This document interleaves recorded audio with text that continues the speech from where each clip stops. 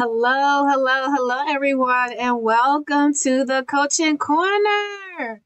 Oh my gosh, I missed you guys. But I love Tuesdays. Tuesdays is when we go live and we talk about all things special education. For those of you who are new to the page, I am Jamila, aka the IEP Coach. I'm the founder of the IEP Coach LLC. We're an education consulting company, and we specialize in providing special education centered professional development and coaching to special education teams, teachers, and paraprofessionals. And this is our focus because across the country, we have so many schools that are in litigation due to non-compliance with their IEPs. And a lot of this stems from their Sped teachers not getting proper training and support. And as a result, the district has to pay out millions. And that's where the IEP Coach comes in. We provide professional development and coaching to teachers, not just on IEP compliance, but the nuances of being a Sped teacher. So like your day-to-day progress monitoring, case management, all that. So that way you don't end up in litigation again. So that's just a little bit about us at the IEP Coach. As you guys are coming in, please let me know where you're tuning in from, and also share out this live. And as I'm telling you to share it out, I am sharing it out as well. Wow, alaikum assalam, Walia. Thank you so much for tuning in. And the weather has been pretty consistent. It's pretty cool up here. Can't go outside just with no jacket or anything. Like I need my hoodie on now. But yes, I am happy to be back doing the lives, and we will have time for questions. So please don't hesitate to put your questions in the comments, and I will get to them as soon as we finish what we're focusing on today. And we're talking about IEP meetings today. So share this out with as many people as possible. And again, as I'm telling you to share it out, I am sharing it out as well. Where are you tuning in from? Let me know. Where you're tuning in from. And don't be shy. Put it in the comments.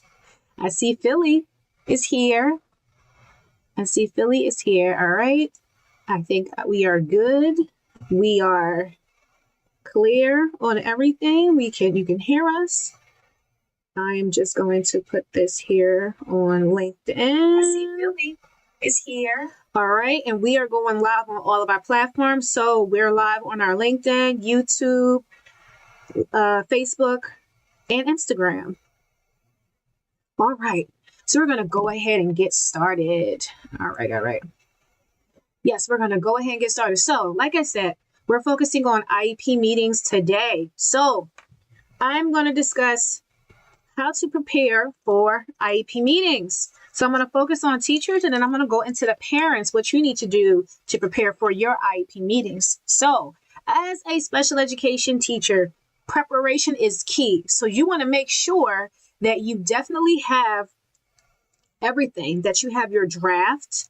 You want to make sure that you reserve the space to have the IEP meeting. You want to make sure that you contacted the parent and they are aware of the IEP meeting. If they physically can't come in, if they're doing it online or over the phone, you want to make sure that you have all that straightened out, that you're prepared. Everyone on the IEP team has given you their input, and you are prepared for your meeting. You have your data with you after meeting as well, so that way you can share with parents. Hello, no sleep. So that way you can share with parents your data. Okay. Second thing, you want to make sure that you communicate clearly with parents. Do not use all this special education lingo jargon. Please don't. If you do use it, explain yourself. Parents don't. I can speak Sped. All parents don't. Like, talk in terms that they can understand. And then also explain the Sped lingo. Explain what IEP is. Individualized education plan or individualized education program. All those acronyms and all that lingo. Explain yourself. Explain it to the parents so that way they understand. Sometimes we go on these meetings and we're talking to them as if we're talking to our colleagues, and we're wondering why the parents are disengaged because they don't understand what we're talking about. Okay.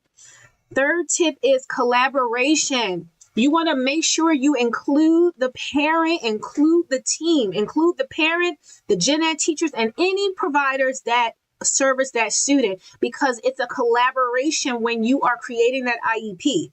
Everybody's input is going in. So you want to make sure that you contact the parent early enough to get their input. You want to make sure any related service providers, they are aware that the IEP is coming up and they can give you their input. And you should be regularly speaking with the gen ed teachers so you know how they are performing in those classes. So you want to make sure that you are collaborating with the team and even sharing like what you're thinking about goal-wise with the team.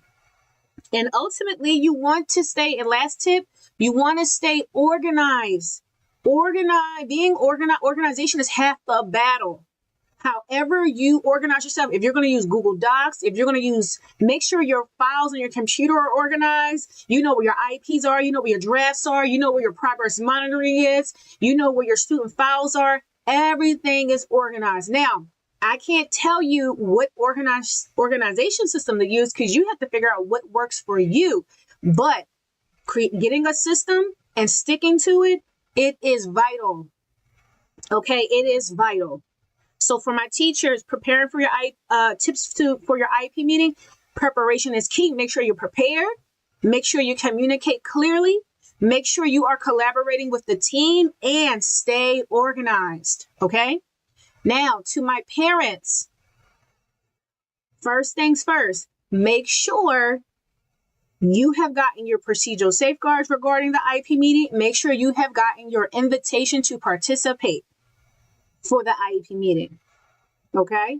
On that invitation to participate, you can document if you need any translation services, if you need, say for instance, let's say you broke your leg or you got bad arthritis or you have bad knees, you can't do steps. Make sure you put that on the invitation to participate so that way when you give it to the case manager, they know to make sure that the IEP meeting is somewhere on the first level of the school. Okay, so make sure you get your participation, your invitation to participate. Got tongue-tied there. All right. Next thing you want to do, you want to make sure you request a draft of the IEP before the IEP meeting. You can request a draft.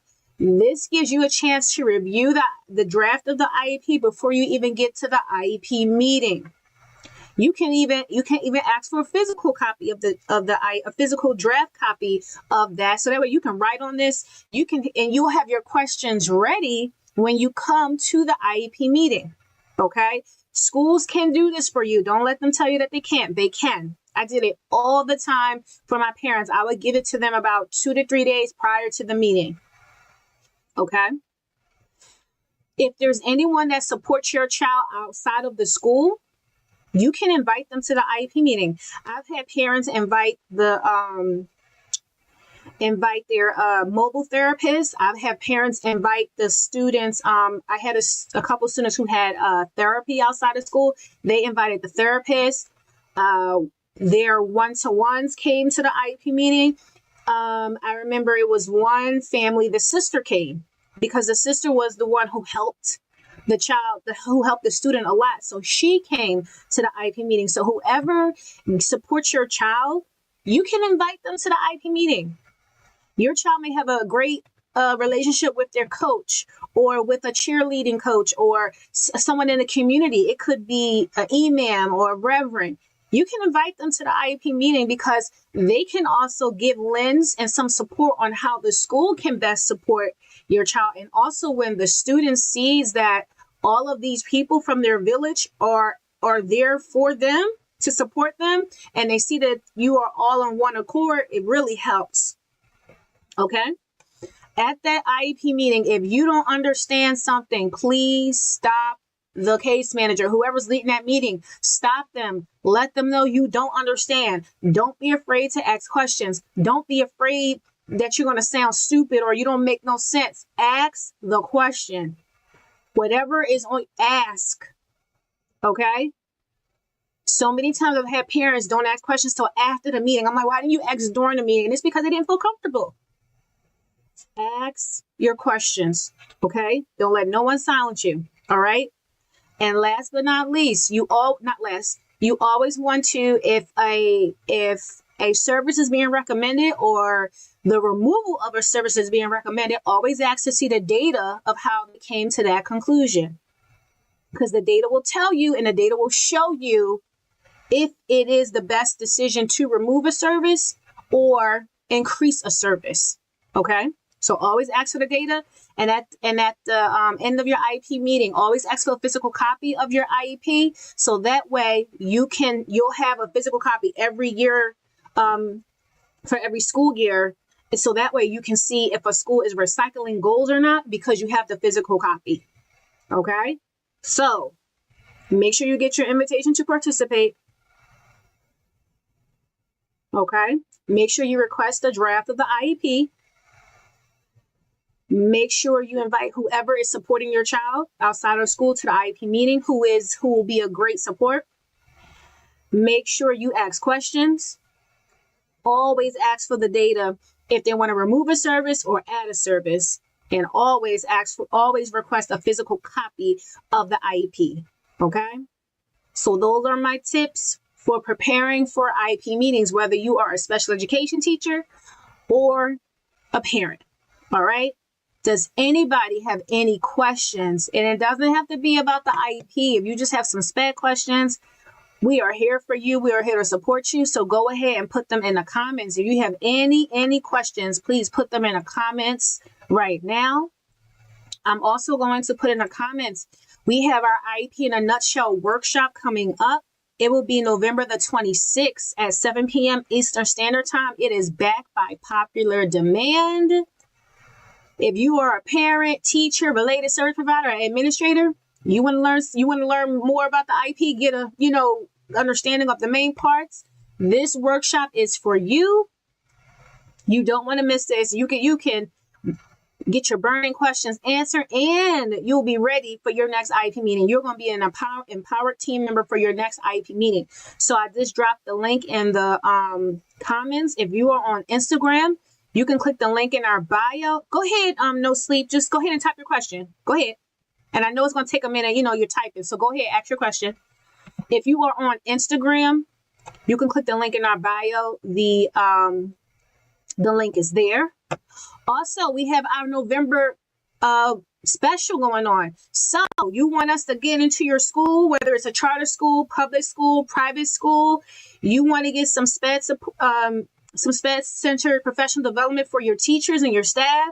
Take advantage of our November special. You purchase a professional development, you get a bonus group coaching session. So not only will your teachers get the training, the Sped training, they're also going to get that support and that follow-up and feedback that should go along with the PD. Now, there's only a few spots left, and you have to book by November 22nd. Okay? So I'm going to put that link for you to book a call with us, so that way you can book your professional development and get your bonus coaching session. I'm going to put that in the comments right now. On Instagram, you can click the link right in our bio. It is right there. And no sleep, I see your question. I'm going to read it right now. I see your question. All right.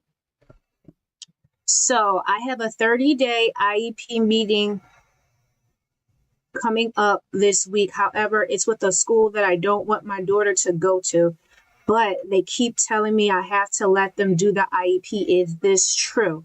So no sleep. Is your daughter going to another school? Because sometimes the current school that she's at, they have to do the IEP to show that they don't have the support for your child. And then a new IEP will get done at the new school. So I've seen that happen. So the school that the current school she's at, they will do the IEP, and that IEP will document that they do not have the support for your daughter, and it will have information in there regarding the school that does. So there has to be documentation to show that her current school cannot provide the proper or adequate services for her. And no sleep. I hope that answered your question. Hold on. She was assigned to this school, but they didn't follow her IEP, so I want her to go somewhere else. Okay. So, all right. So the school, you don't want her here. Now, they're not following her IEP at all. So If they're not following her IEP and then not having the proper supports are two different things. So if they don't have the proper support for her at the school, then that is a different situation. You definitely need to contact their director of special education, if it's a charter school or even if it's a public school, because they need to get involved because the school can't adequately support her. They didn't have this. Okay. All right. Now, have you talked with the director of special education? Because he or she needs to be at that meeting too, because that IEP that they create, it needs to document that they cannot support and service your child, and they may be paying for an approved school for her to go to, for her to get the proper support, or it could be another school in the district that has her support. Okay. All right. Now, do you also have any representation, no sleep? Do you have like a lawyer, someone who can support you at the meeting and regarding the law? Because if they're not following her IEP, then they're not giving her services and she's not receiving her services. So then she's due compensatory services and they need to pay that.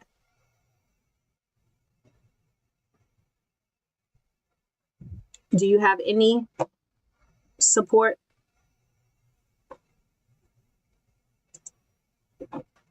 Because if they're not following her IEP, then she's not getting her services and she's owed her services.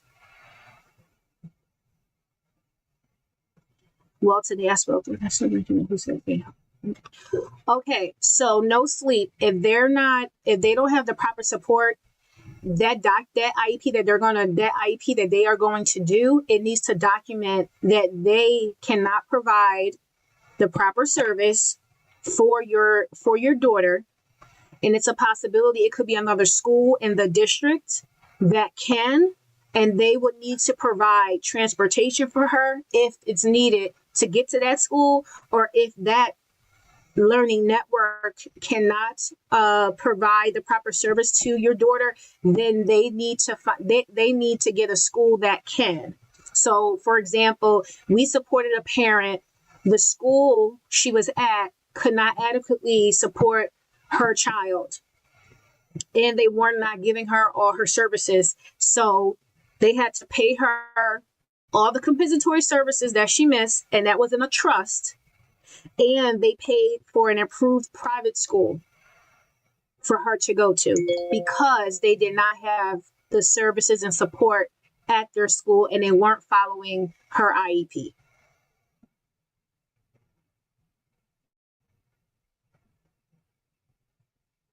Did that help? No sleep. And no sleep, you can DM us if there wasn't. I've applied for something called choices. Alert from calendar. Generic.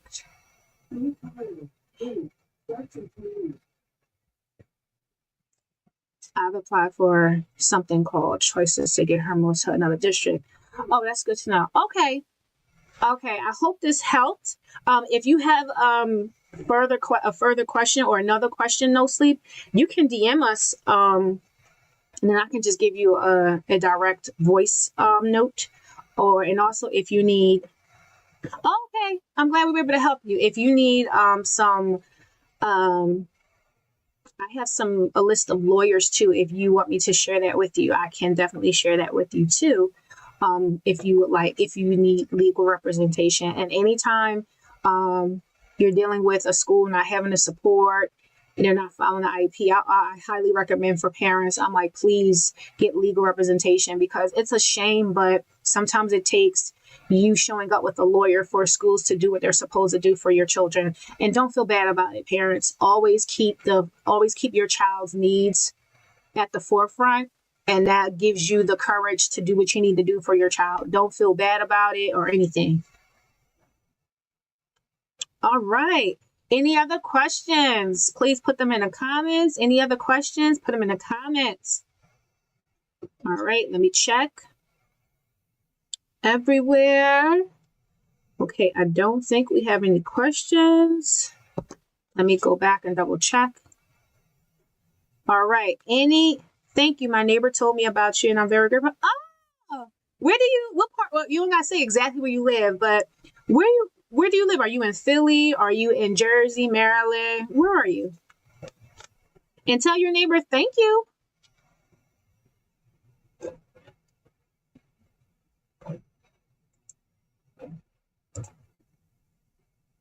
Assalamualaikum, little Miss Girl Child. Thank you for joining in. Any questions? I don't think we have any more questions.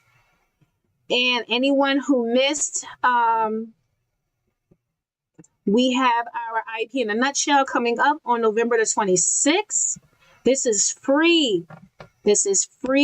Oops, hold on, put it here. This is free, so you definitely want to take advantage of this. Learn about the main sections of the IEP. And when I tell you, you're going to be like, oh my gosh, and you're going to get your burning questions answered. You definitely want to come to this. You don't want to miss this. And our November special is going. You buy a professional development for your staff, and it's a special education center. You get a bonus group coaching session for your teachers. So those of you who keep saying, I need to get you in my school, you need to come to my school. You need to book a call so that way we can get that professional development booked and you get a bonus group coaching session for your teachers. So stop playing around and book your call, okay? So that way we can get into your school, okay? All right, let's see.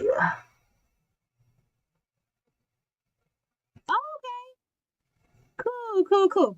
All right, so if we don't have any more questions, we're going to go ahead and sign off.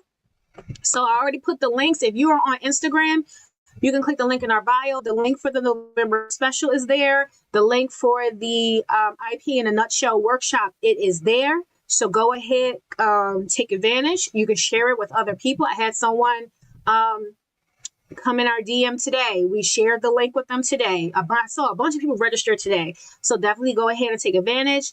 And as always, please be kind to yourself. You are one person. You are only able to do what you are able to do and what you have control over. Remember, what you have control over is not everything. You have control over some things, but not everything. So focus on what you can control, okay? Be kind to yourself and remember to give yourself grace and be safe. And I will see you all next Tuesday, 6:30 p.m. Eastern Standard Time. Have a great evening.